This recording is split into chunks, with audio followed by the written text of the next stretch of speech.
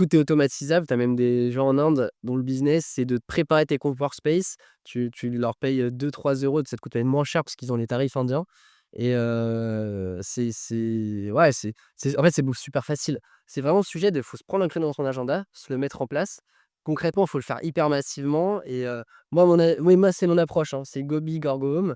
C'est, faites-le en grande quantité, comme ça vous testez le truc à fond et vous donnez 3 mois pour percer dans le cold mailing. Si au bout de 3 mois, il y a pas d'évidence et ben, nous on paye 400-500 € juste de compte au Google Workspace par mois.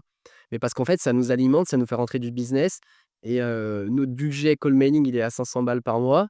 Sauf que ça nous en rapporte, des clients qui nous rapportent beaucoup, beaucoup plus. C'est un budget à ça, ouais, 6 000 € par an.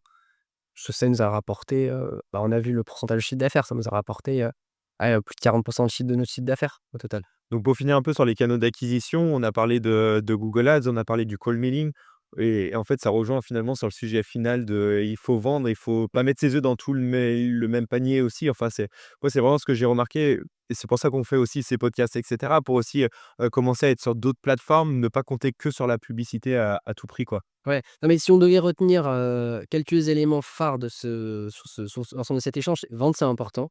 Pour pouvoir vendre, il faut générer les leads, il faut générer de l'intention, de l'intérêt. Donc il y a le cold mailing, Google Ads, le contenu. Générer des leads, générer des intérêts, relancez-les et putain, lâchez pas l'affaire tant que vous avez pas pris un nom. Vous relancez, vous relancez, vous relancez. Merci les gars.